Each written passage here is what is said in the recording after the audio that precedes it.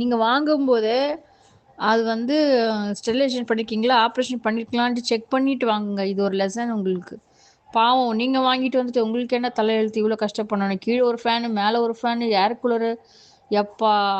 நாங்கள் ஒரு 2 நாய் எங்கள் தெருவில் சண்டை போடுது. இது சண்டை போடுதில்ல, சும்மா எங்கள் 2 நாய் யாரோ விட்டுட்டு போயிட்டாங்க. அந்த நாய்க்கு சோறு போட்டதுக்கு அந்த தெருவில் இருக்கவங்களாம் சண்டைக்கு வந்துட்டாங்கன்ட்டு அந்த நாயை நாங்கள் சென்னையில் விட்டு வச்சுருக்குறோம்.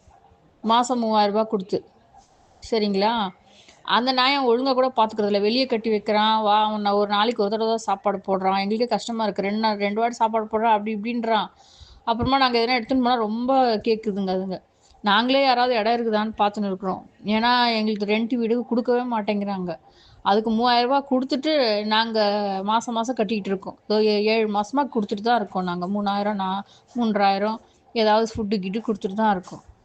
எங்களுக்கு அந்த மாதிரி நிலைமை இருக்குது. உங்களுக்கு எதுவுமே கொடுக்காம எடுத்துக்கோன்னா நான் சொல்லிட்டேன், பெருசானோன்னா ஆப்ரேஷன் பண்ணுறதுக்கும் நாங்கள் வேணால் அதுக்கு என்ன இருக்கோ அதை செலவுக்கு கொடுத்துறோம் அப்படின்னு சொல்லிட்டேன் நான். அப்போ கூட அவன் சரி தான் செய்கிறான். என்ன பண்ணுறது, இங்கே சுத்தமாகவே வச்சுக்க முடியலையே அப்படின்ட்டு தான் அங்கே அமுச்சு விட்ருக்கேன் சென்னையில். பெங்களூர்லேருந்து சென்னைக்கு. நீங்கள் இவ்வளோ வசதியாக நீங்கள் இனிமேல் எடுக்கும்போது ஆப்ரேஷன் பண்ணிட்டாங்களா இல்லையான்னு கண்டிப்பாக கேட்டுன்னு எடுங்க.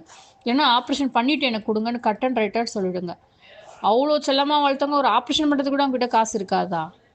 இது என்ன பெரிய அநியாயமாக இருக்கு.